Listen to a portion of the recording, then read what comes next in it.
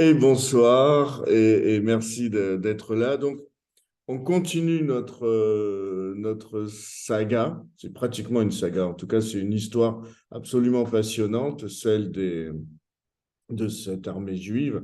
Et dans cette histoire passionnante, on a, vous savez, on va en parler, la particularité de la résistance juive par rapport à la résistance générale. Et dans l'armée juive, on a un élément fondamental qu'on ne retrouve pas dans les autres organisations juives. Quand je parle d'organisations juives, c'est celles qui sont spécifiquement juives, pas comme les FTP, MOI, qui contenaient beaucoup de juifs, mais qui étaient rattachés au Parti communiste. Mais là, dans les autres organisations juives comme l'OSE, il s'agissait d'abord et surtout d'une entreprise de sauvetage. Chez les scouts, les éclaireurs israélites, il s'agissait d'abord et surtout d'une entreprise de sauvetage, avec tout ce que cela comporte de fabrication des faux papiers, de passage des frontières. On a déjà vu tout cela. Mais pour l'armée juive, comme son nom l'indique, et c'est pour cela que j'ai mis en exergue Jacques Lazarus, et puis une partie du maquis. Là, pour l'armée juive, le but premier, c'est de créer un groupe de combat. Et le titre de Jacques Lazarus est très intéressant dans son ouvrage de 47, 1947, Juifs au combat. Effectivement, ça ne veut pas dire que toutes les autres activités n'étaient pas dangereuse, valable, importante, mais ça veut dire surtout que dès le début, l'armée juive avait comme ambition de créer un groupe armé. Et quand je dis le début, on le sait, l'armée juive va démarrer dès juin 40, donc dès la défaite, et dès le début, l'idée c'est de créer une forme de légion juive, donc d'avoir des soldats. La difficulté pour l'armée juive, c'est que avoir des soldats, c'est bien, et ils vont trouver beaucoup de jeunes volontaires, mais avoir des armes, c'est beaucoup plus difficile. Et les armes, on va le voir, elles vont être essentiellement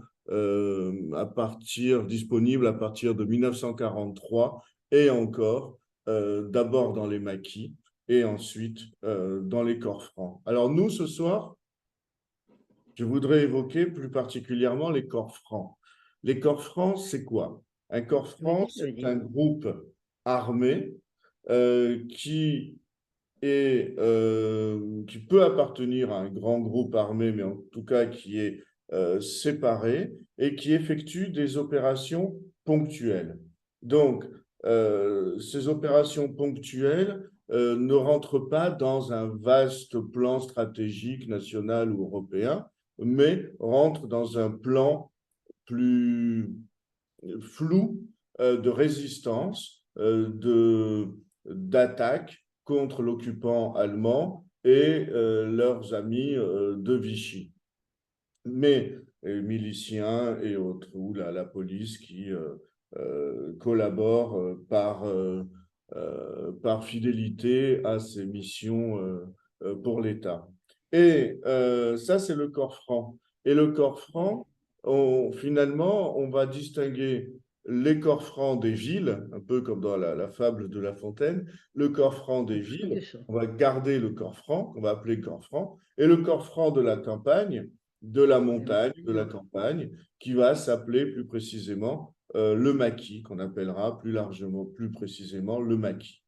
Et nous, on va passer quelques séances sur les corps francs de l'armée juive, parce qu'il se trouve que finalement, hormis, enfin, c'est l'un des groupes les plus importants militairement dans la résistance juive, celui de l'armée juive, c'est-à-dire ce groupe né à Toulouse et qui va ensuite se développer en France.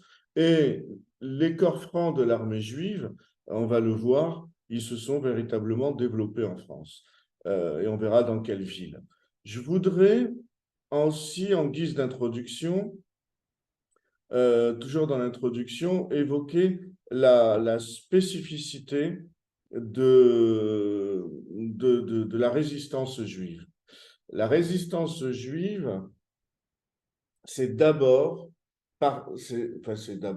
c'est tout ce qui a fait, tout ce que font les autres groupes de résistants, euh, les sabotages, les attaques de soldats allemands, les attentats contre les lieux fréquentés par les Allemands ou les Français qui étaient amis avec les Allemands. Enfin, tout ce que l'on peut retrouver, par exemple, si on évoque Toulouse ou Paris avec le groupe Manouchian ou Toulouse avec le groupe Marcel Langer. Donc les FTP-MOI communistes font des activités de résistance qui, on va dire, appartiennent à la résistance générale.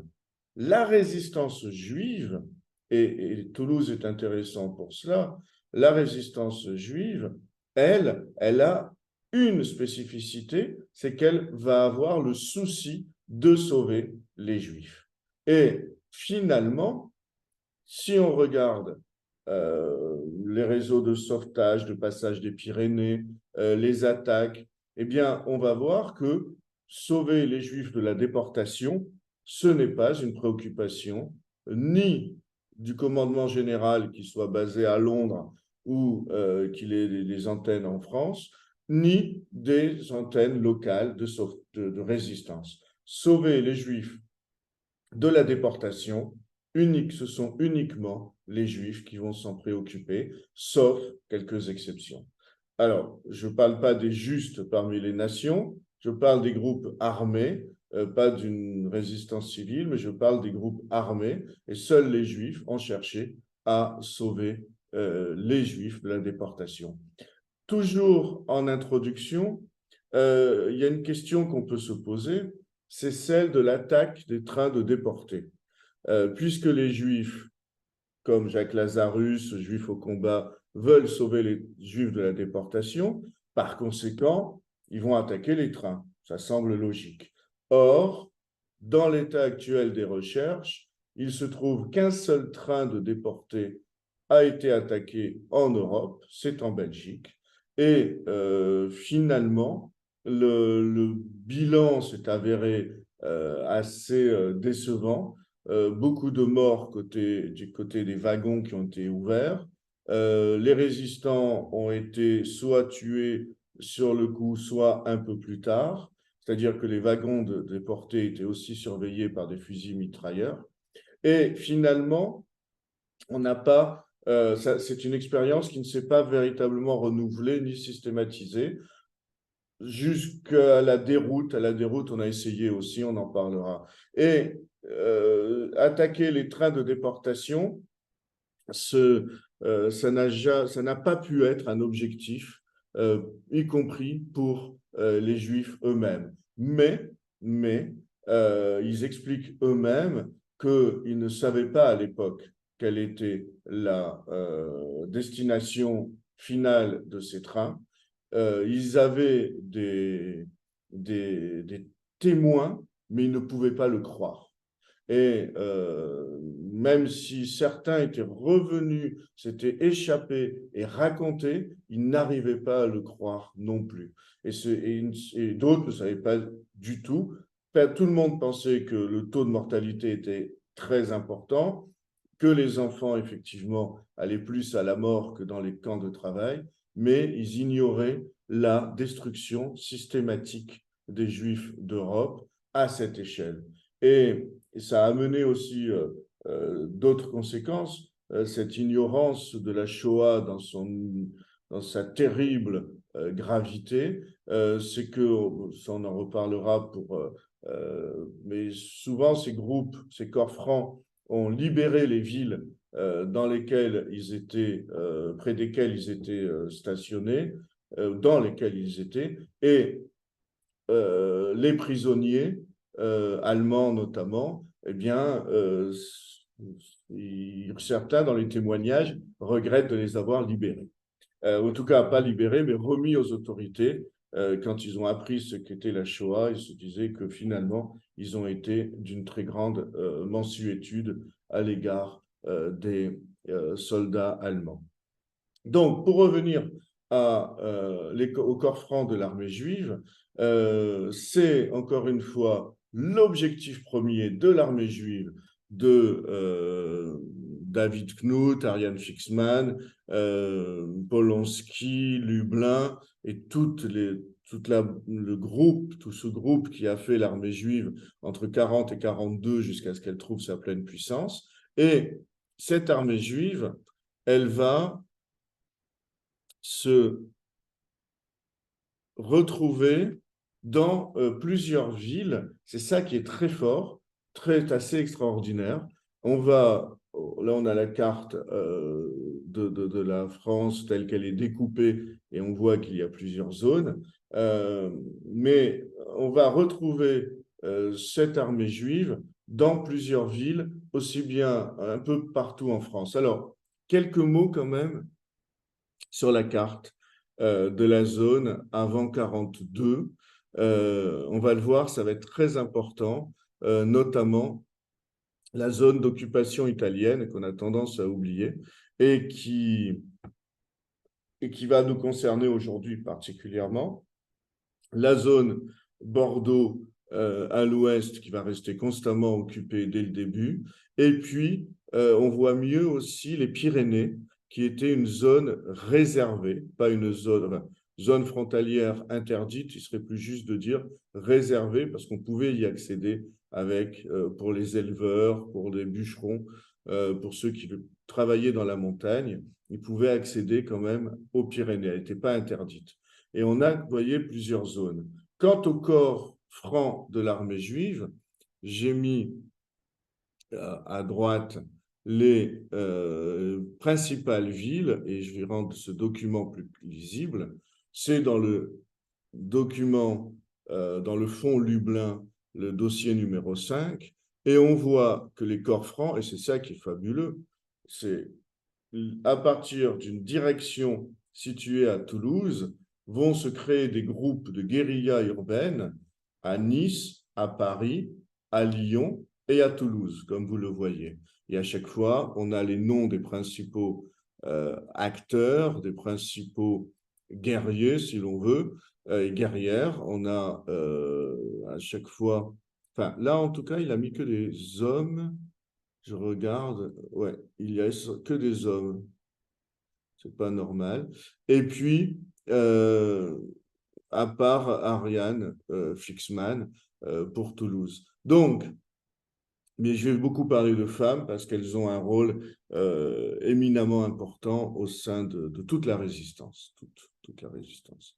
Donc, Nice, Paris, Lyon, Toulouse, mais on a un autre document que je n'ai pas mis pour ne pas alourdir de Jacques Lazarus, et on a surtout les archives et les témoignages qui ajoutent à ces 4 villes, Grenoble et Limoges. Je vais partager en fait mon intervention en 3 temps. Aujourd'hui, je vais évoquer uniquement Nice parce que pourquoi c'est placé en premier? C'est pas chronologique. Chronologiquement, ce serait Toulouse, mais c'est au niveau des mouvements des troupes, si on peut dire. Ceux qui ont agi à Nice vont ensuite se battre à Paris. Ceux qui vont se battre à Paris, enfin à Paris ça va être compliqué parce que beaucoup vont se faire arrêter, mais ceux qui ne vont pas se faire arrêter vont se battre à Lyon. Et Lyon, et puis Grenoble et Limoges, depuis Lyon. Et quant à Toulouse, c'est un peu différent parce qu'on a un groupe qui est à peu près le même et qui reste permanent. Et c'est pour cela que j'ai commencé, j'avais mis sur l'affiche Albert Cohen bébé, parce qu'Albert Cohen, il va passer du temps, il ne va pas passer son temps, mais il va passer beaucoup de temps à visiter, avec Jacques Lazarus d'ailleurs, à visiter chacun des groupes francs. Il fait à chaque fois un tour de France, il va aux informations. Et Toulouse, va aussi être central parce que chacun de ces acteurs, par exemple à Lyon, c'est pas Raoul Lambert, mais c'est son épouse Anne-Marie Lambert, viendra souvent à Toulouse pour amener des armes, venir aux informations. De même, je reste encore sur cette mouvance, là, on a les mêmes personnes. Si vous vous rappelez bien, lorsqu'on a évoqué la naissance de l'armée juive, en 1940, l'armée juive, elle est née d'abord dans une résistance morale en se réunissant à la synagogue Palapra. Il y avait notamment le futur poète Claude Vigée, qui s'appelait alors Strauss. Et à la synagogue Palapra, ils étudiaient des textes, ils ne priaient pas, mais ils étudiaient des textes, ils priaient s'ils voulaient, et puis cela donnait une structure d'accueil. Et l'un de ces fondateurs de cette résistance morale est là, c'est Maurice Hausner, que l'on retrouve, vous le voyez, à Lyon, dans les corps francs. Il est passé de la synagogue à la mitraille, à l'usage du livre de prière ou du livre d'études à l'usage de la mitraillette en tant que sous-lieutenant. Et il a participé à la libération de Lyon. On a comme cela, selon les circonstances, des hommes et des femmes qui sont passés d'un lieu à l'autre. Et là, encore une fois, je n'évoque que les corps francs dans les villes et pas les maquis. On a aussi les mêmes personnes qui vont aussi dans les maquis. Alors, aujourd'hui, je vais évoquer uniquement Nice. Et pour cela, je reviens à ma carte. Pour Nice, Nice apparaît très vite comme une forme de paradis pour les Juifs. C'est-à-dire que on a certes la zone libre, et Toulouse peut être assez tranquille, mais Nice, bizarrement, c'est encore plus tranquille, parce que c'est sous domination italienne, et les Italiens de Mussolini n'ont pas cette obsession antisémite, cette obsession d'appliquer les lois de Vichy, cette obsession pour arrêter les Juifs, pour faire en sorte que les Juifs disparaissent, soient d'abord maltraités avec toutes les lois antisémites depuis septembre 1940 jusqu'au 41, jusqu'à la solution finale. Sauf que, et c'est pour ça que nombre de Juifs vont partir à Nice, c'est à Nice que vont se réfugier les familles, par exemple, de Serge Klarsfeld, de Simone Veil. Ginette Kolinka, sa famille vient de Paris, elle vient venir en Avignon. C'est là qu'elle se fera arrêter. Simone Veil se fera arrêter à Nice. Les parents au moins le père de Serge Klarsfeld se fait arrêter à Nice.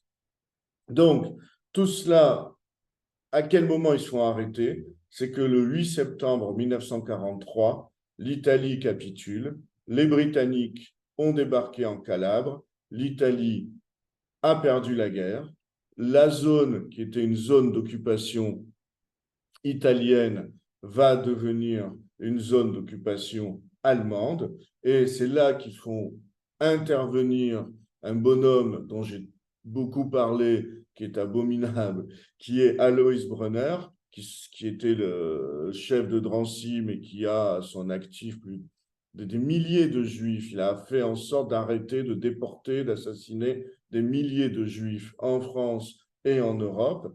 Alois Brunner, j'en ai parlé déjà, il va finir sa vie, il va échapper à toutes les arrestations et il va finir sa vie dans les châteaux, dans les palais, devrais-je dire, dans les palais de la famille Assad en Syrie. On pense qu'il est mort en 2001, mais en tout cas, il a été ensuite hors d'atteinte et il était en Syrie. Et Alois Brunner va faire, ne dépend plus du tout du régime de Vichy, ne rend aucun compte au régime de Vichy, et c'est là que ça devient très dangereux pour toutes les populations juives dans le sud. C'est là qu'on aura le maximum d'arrestations à partir de septembre 1943, donc quasiment un an, puisque la plupart des libérations des villes se font au mois d'août, août-septembre. Donc quasiment un an, ça va être un enfer pour tous. Et comme j'en avais parlé pour les justes, même les justes, certains seront tués ou déportés, ce qui ne se faisait jamais en France. Mais c'est une année absolument terrible. Et Nice, jusqu'en 1943, était spécialisé dans l'accueil des Juifs qui trouvaient là une sorte de repos, une pause. On leur fournissait des faux papiers, on leur fournissait des logements, on essayait d'en faire passer vers l'Italie, où ils remontaient un peu, regarde, vous voyez bien sur la carte, on n'est pas loin de Lyon, donc ils remontaient un peu vers Lyon et ils bifurquaient vers la Suisse. Donc, c'était vraiment une zone qui était très recherchée par les Juifs d'Europe pour se poser. Et la spécialité de Nice pendant une longue période, ça a été la fabrication des faux papiers. Il le faisait tellement bien que la personne qui s'en est occupée l'a fait aussi pour le mouvement de libération nationale. Donc ça, c'est le fonds Lublin, j'en ai parlé. Et je voudrais, je vais quand même vous le montrer si ça marche. Normalement, ça marche. Voilà. Ça, je voudrais donner un plan général de Nice avant de rentrer dans les détails. Ça, c'est une expo géniale. Enfin, elle est géniale parce que j'ai participé à sa réalisation, mais surtout Fabrice Bourré, qui s'en est occupé à la Fondation de la Résistance, a fait un très beau travail. Et le corps franc de Nice, on a comme cela des personnalités qu'on va évoquer. Henri Porriles.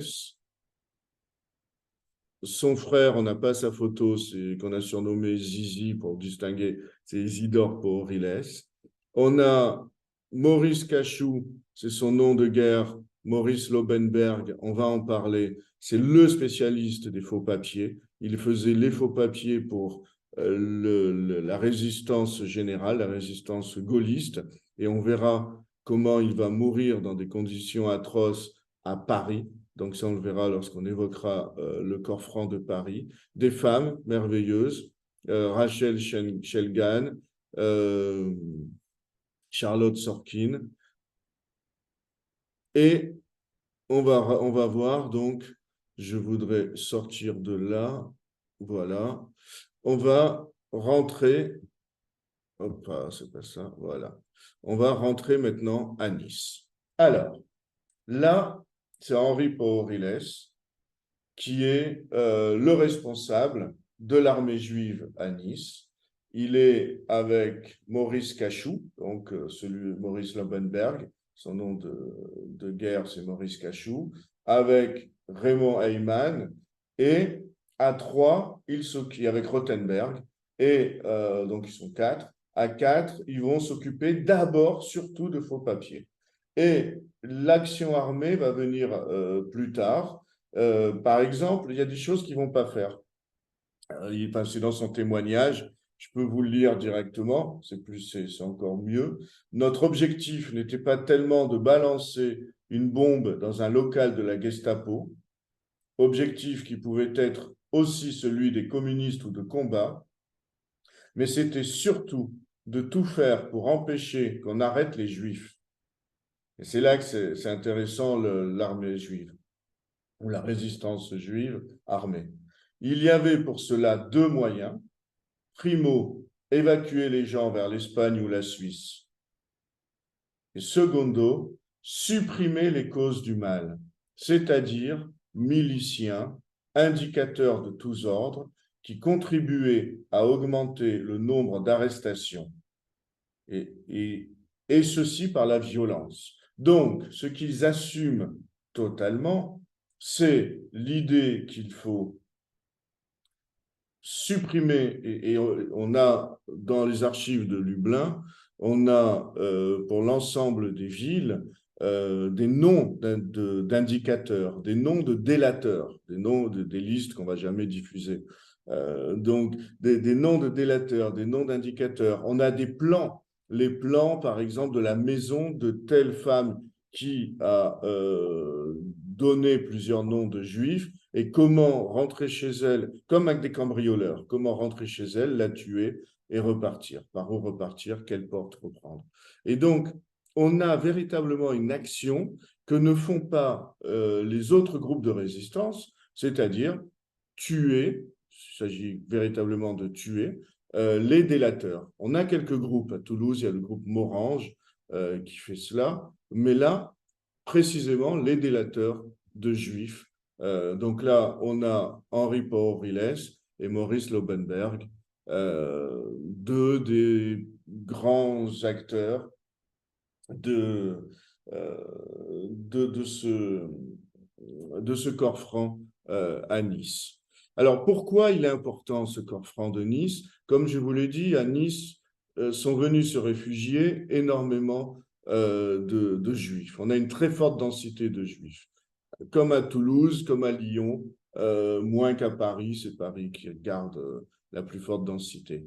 Et puis, à Nice, on a beaucoup de passages qui se font, et donc, on a finalement très rapidement, après l'arrivée de l'armée allemande à la place des Italiens, eh bien, le groupe, qui est très bien constitué, va changer de, d'objectif.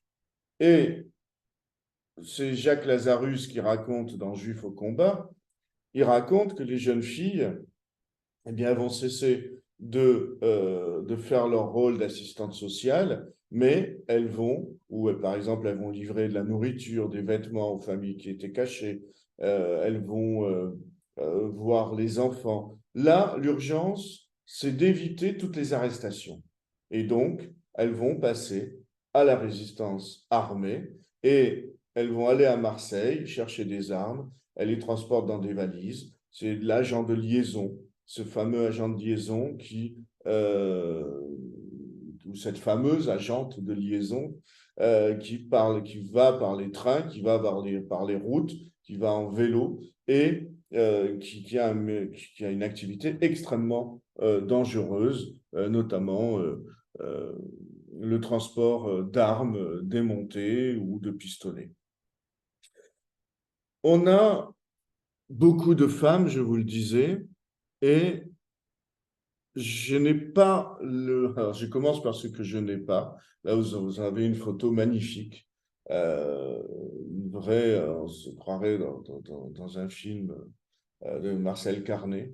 Rachel Shigam, là, on est en 1944, donc avant la libération. La libération sera en août 1944.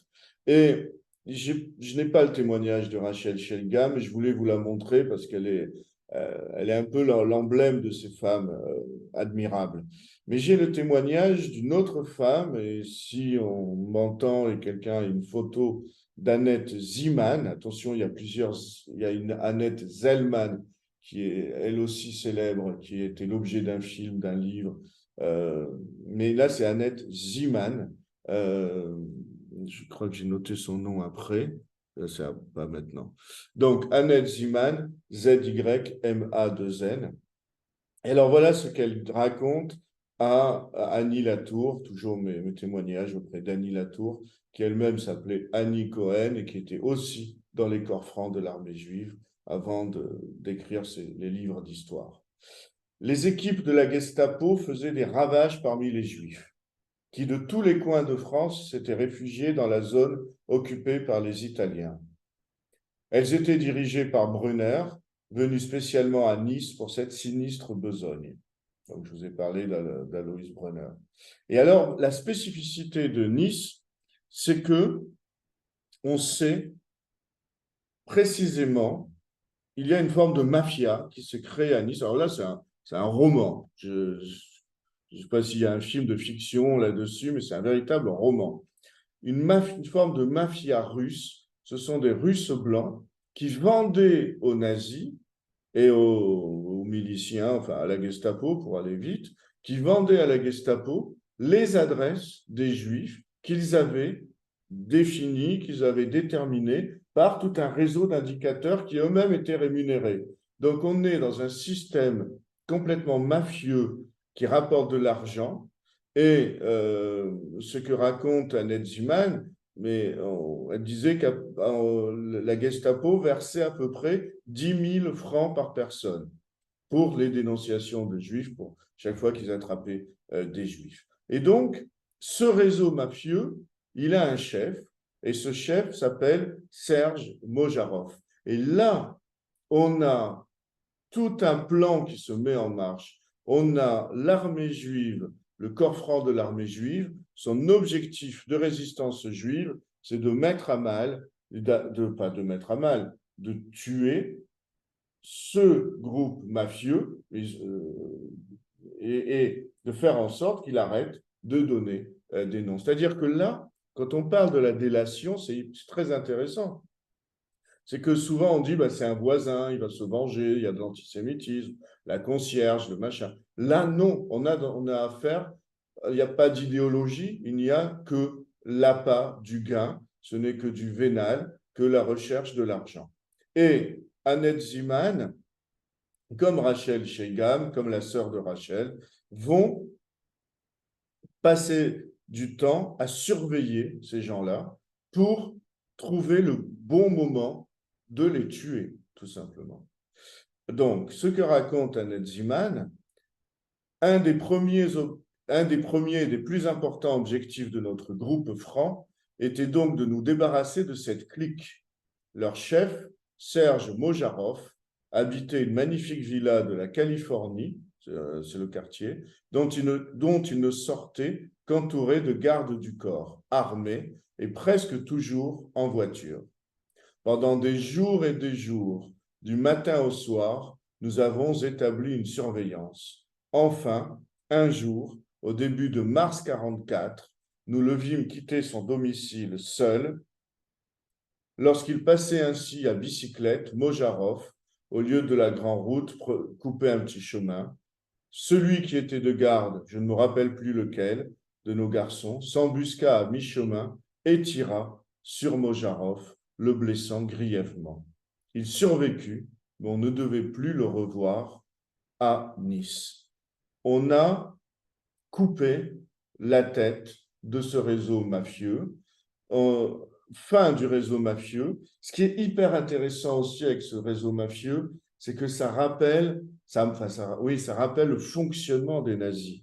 Les nazis, quand ils se sont installés en Allemagne, ils se sont appuyés aussi sur la lie de la société et ils ont fait en sorte d'avoir ainsi des hommes de main d'une grande violence, sans aucun scrupule, pour assurer je parle d'avant 1933 et après 1933, mais avant la déclaration de guerre, pour assurer la diffusion du nazisme dans la société. Elle se faisait par la violence et elle se faisait par ces hommes sans scrupules qui, euh, qui, qui, on le voit très bien d'ailleurs dans Cabaret. Dans Cabaret, le tenancier du cabaret, à un moment, il se fait taper dessus et il va changer et le cabaret ensuite va fermer. C'est la montée du nazisme dans le film Cabaret. Là, par rapport on se dit, bon, le chef est mort, le fameux Serge Mojarov est mort. Il reste quand même quelques réseaux, il reste quand même quelques têtes, en tout cas quelques membres de cette hydre, et ils vont ensuite, je ne vais pas vous lire le témoignage, mais ils vont ensuite plastiquer un magasin d'antiquités qui servait aussi de lieu de rassemblement pour l'ensemble de ce réseau mafieux de délation. Sauf que, comme dans les réseaux mafieux de délation, comme dans le parrain, quand on enlève un autre apparaît. Et de Mojarov va apparaître Karakaïev. C'est pas fini. Et Karakaïev va être la nouvelle tête. La nouvelle tête a éliminé, depuis un certain temps, toujours Annette Ziman. Depuis un certain temps, plusieurs membres de notre groupe franc pistaient un dénommé Karakaïev, qui avait pris la place de Mojarov après la blessure de celui-ci.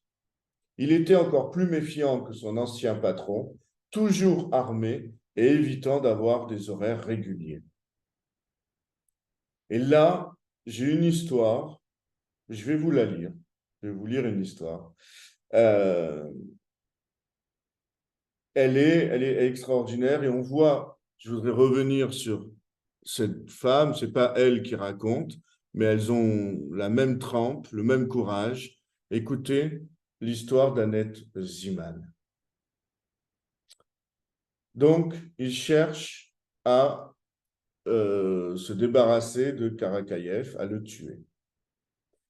Annette Ziman raconte. Un matin, je débouche de la rue Chamberlain dans le boulevard Victor Hugo.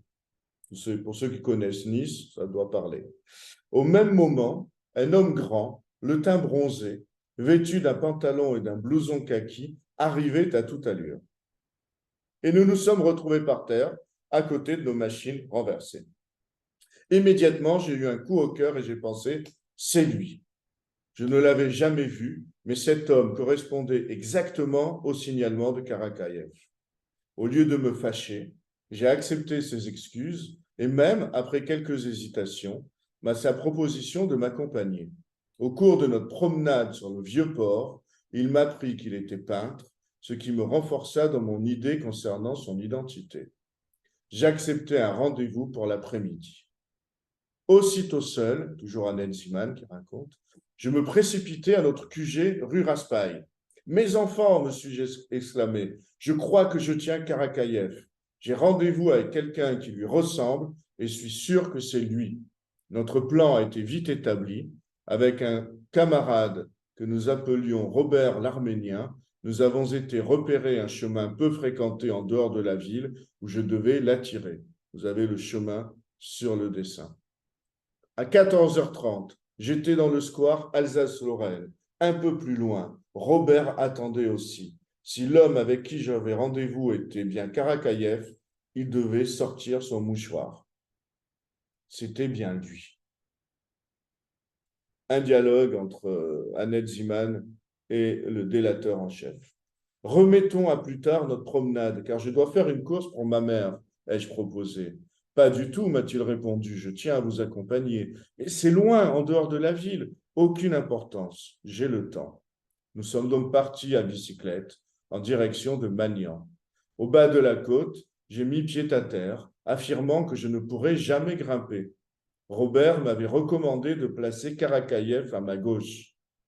Poussant nos machines, son bras droit m'enlaçant, nous avons continué notre chemin. Et soudain, j'ai eu une trouille noire de ceux qui se préparaient. Non, j'ai eu une trouille noire de ceux qui se préparaient ou d'être blessés. Je ne sais, mais mon cœur battait à grands coups. Passé le premier tournant, je sens Robert qui arrive à bicyclette en danseuse et tout de suite après, j'entends les coups de revolver. 1, 2, 3. Karakaïev tombe par terre, tandis que Robert crie « Il est enrayé, il est enrayé ». L'indicateur, donc Karakaïev, a encore la force de sortir son propre revolver, cependant que Robert continue à crier « File, file, mon revolver est enrayé », tout en sautant de sa bicyclette. Et prenant son arme par le canon, il assène un grand coup de crosse sur la tête de Karakaïev avant que celui-ci ait le temps de tirer. Ensuite, nous filons à toute vitesse. La police, conclusion, la police ne devait trouver qu'un cadavre. Les autres membres de ce groupe d'indicateurs, pris de peur, disparurent de Nice. Voilà, c'est ça la guerre. Ce sont des jeunes gens, hein, ils ont 20 ans, 25 ans, 30 ans pour les plus âgés. Et ce sont des jeunes gens, eh bien, ils vont faire, ils vont prendre des risques incommensurables, ils vont se battre comme ils peuvent, avec les moyens qu'ils ont, un pistolet, mais ils ont, on va voir le résultat. On a quelques autres compléments d'informations sur cette sur, sur cette mise à mort, sur cette exécution, je ne peux pas utiliser le mot assassinat, mais sur cette exécution de ce délateur. Mais c'est un épisode qui est arrivé dans les livres d'histoire tardivement, parce que comme le dit Henri Porriles, et comme la conclusion le dit, on a retrouvé un cadavre. L'armée juive, dès son origine, est restée clandestine. Jamais elle n'a revendiqué la moindre action. Jamais il ne se déclarait de l'armée juive. Et même, elle était tellement morcelée volontairement, que, par exemple, Lucien Lublin, certains ne l'ont vu que dans les années 70 et certains ne l'ont jamais vu. Polanski un peu plus. Et il restait caché d'un endroit, il ne se voyait pas. Et donc, tout ça pour vous dire que des actions pareilles n'ont pas été revendiquées, donc n'apparaissaient pas dans les archives de la préfecture, donc n'apparaissaient pas dans les archives de la Gestapo non plus, et ce n'est qu'après, par les témoignages, que l'on a l'existence, et puis par ce genre de schéma très important qui est une preuve de ce qu'avait préparé l'armée juive. Et ce que dit Henri Porriles, c'est qu'il dit ainsi, c'est notre groupe qui a fait descendre le russe blanc Serge Mojarov, donc c'était le précédent. Plus tard, j'ai appris que le groupe Combat se vantait de cette action. Donc, vous voyez, c'était pas... Or, et puis il continue, il était évidemment tentant pour des gens qui, d'ailleurs, avaient effectivement fait de la résistance, d'annexer des actions qui, en réalité, avaient été accomplies uniquement par notre groupe. Ce qui fait que, concrètement, dans toutes les villes que j'ai citées, on ne sait pas exactement ce qu'ils ont fait, hormis ce que les témoins ont raconté. Mais il y a plus d'actions encore. L'action, elle est... je voudrais terminer sur cette action avec Karakayev. Parce que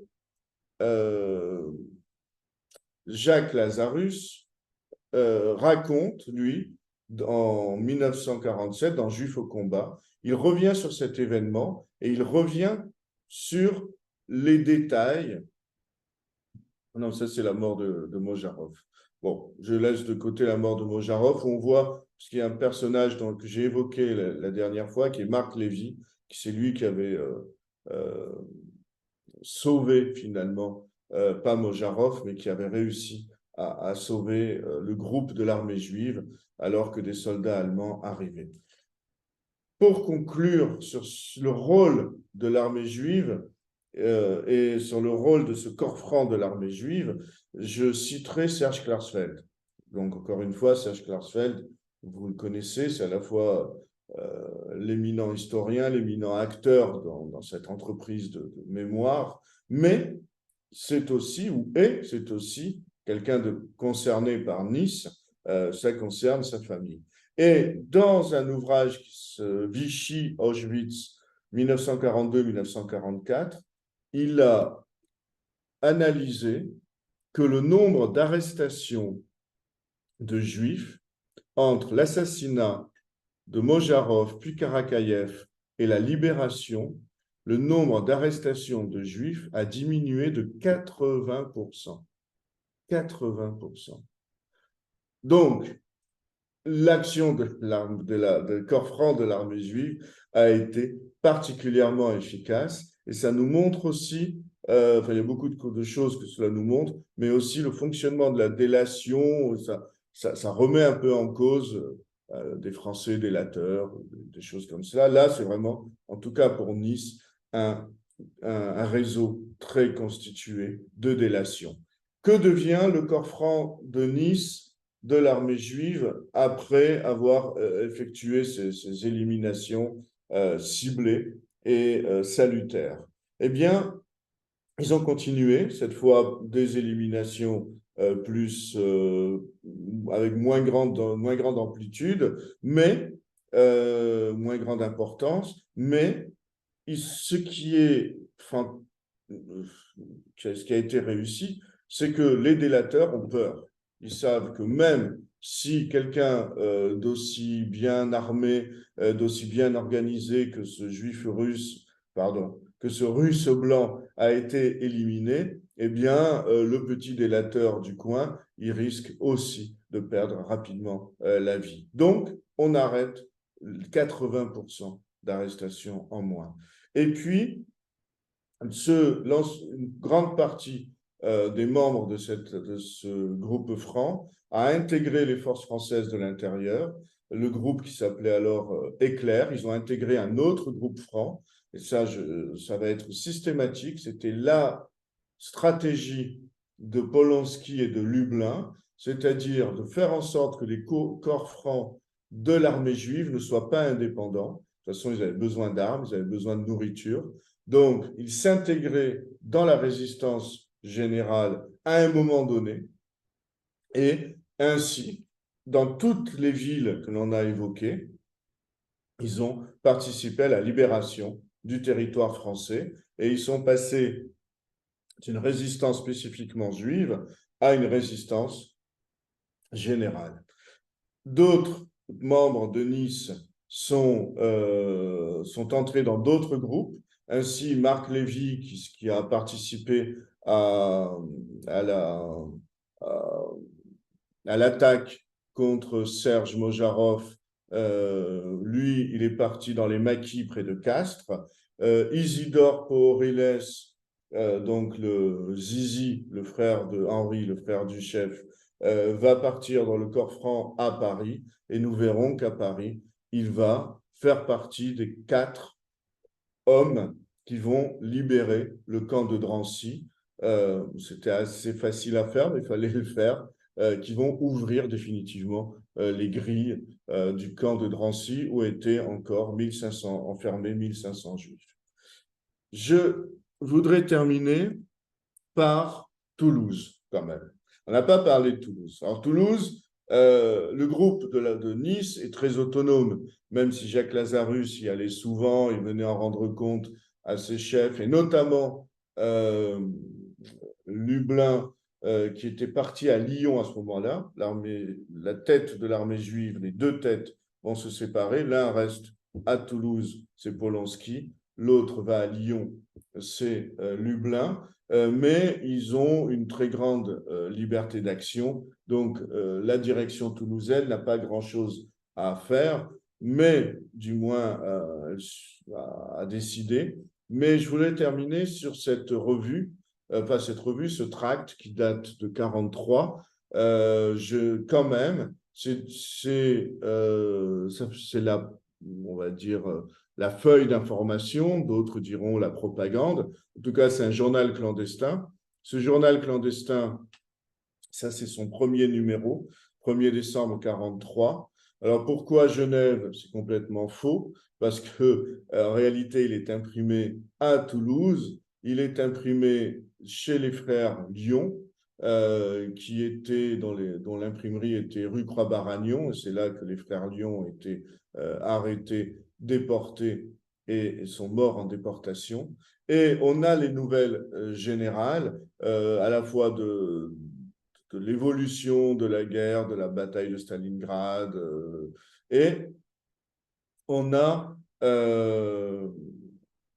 les informations, c'est-à-dire ce qui s'est passé à Nice, va être annoncé dans un autre numéro que celui-ci.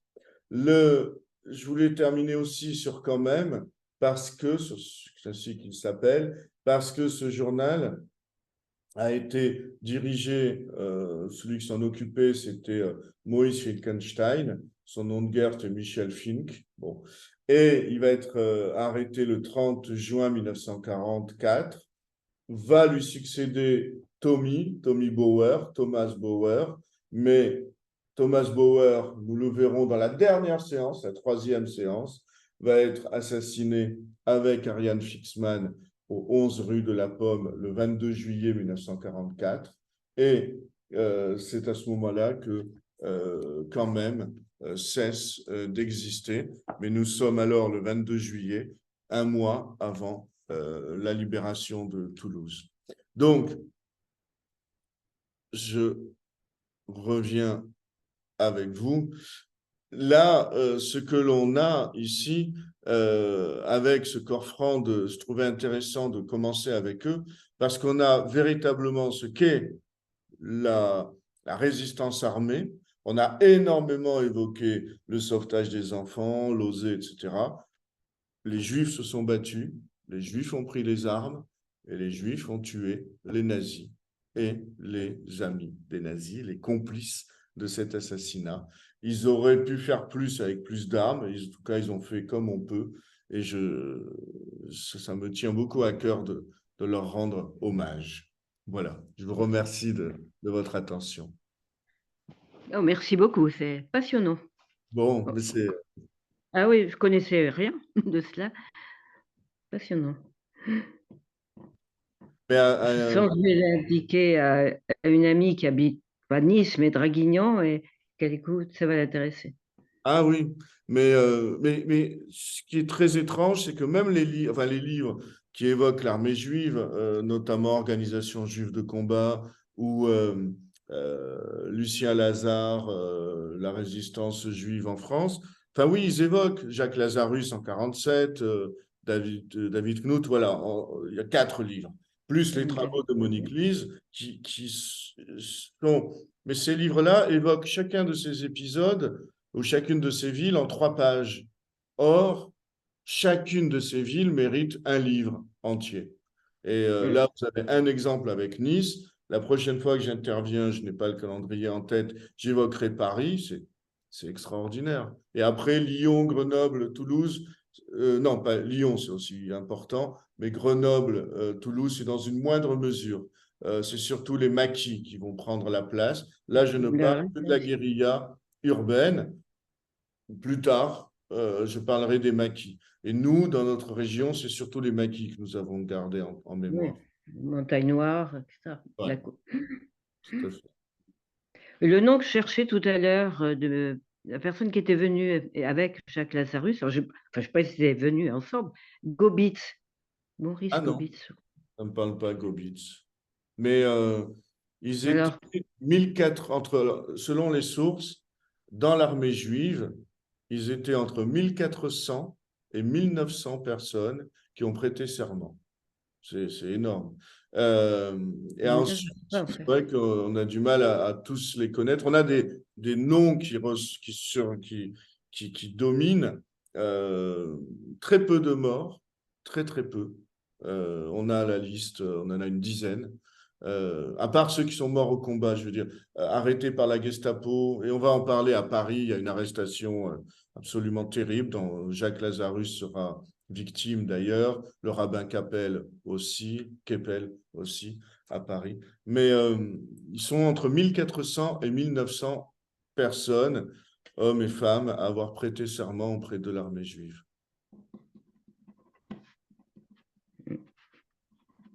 Justement, j'ai trouvé les textes qu'il devait citer, Ah oui, mais les Bien. textes en hébreu, traduits en hébreu. Et c'est très poétique, mais très théâtral. oui, Je suis très étonnée, même dans la version en hébreu, extrêmement théâtral, et ça finit par, je sais pas, c'est que c'est en français, mais en tout cas, la traduction que j'ai là devant mes yeux est très... ça donne. Alors, tu as la traduction en hébreu, parce que Oui, j'ai pas l'origine, j'ai pas le pas le français. texte français. Non, le texte français, je peux le retrouver rapidement, mais la fin, c'est que vive Eretz Israël. C'est ça la fin. Alors en hébreu, la fin, en fait, c'est très court, hein. Ouais. En gros, ça dit, en posant ma main droite sur ce drapeau bleu et blanc, je prête serment à l'armée juive et je jure à obéir à ses leaders, à ses commandants. Ouais. Mes hommes vont se ressusciter. Le pays d'Israël va se reconstruire, liberté ou la mort. Ah oui, alors ça n'y est pas dans la version française. Alors moi, j'ai ça. Ouais. Mais est-ce que c'est le serment de l'armée juive, de la Légion juive ou de l'armée juive Oui, de, parce qu'elle n'est de pas en Israël. Lublin et... Parce que liberté ou la mort, ça y est pas. Et eux, ils ont d'abord, se sont beaucoup inspirés de la, comment ça s'appelle, de la Légion juive, de la brigade juive, de la brigade, celle où était Moshe Dayan. Non, non, ici, enfin, D'accord, une fois de plus, moi, je regarde ce qui existe en hébreu ouais. sur l'armée juive et la première chose dont il parle, c'est Knut et Ouais, Ariane ok. Fickman. C'est vraiment... Parce que la version française. Ah non, non, tu as raison, c'est ça. Pardon, c'est moi. La main droite sur le drapeau blanc, je jure c'est fidélité à ça, l'armée juive et obéissance à ses chefs, que revive exact. mon peuple, que renaisse Eretz Israël, la liberté ou la mort. Tu peux nous le dire en hébreu? Parce que eux, ils le disaient jamais en hébreu, et Bah même oui. ceux qui parlaient l'hébreu ne prêtaient pas serment. Ils avaient en Ah quelque sorte, bon? ouais, ils avaient en quelque sorte une Je peux vous le dire en hébreu, passe-droit. mais vous n'allez pas Mais comprendre. c'est là le but, c'est la Des musique. mots, Ah ouais, c'est beau. Alors, quelques mots. Hein. comment? Vas-y, vas-y, vas-y.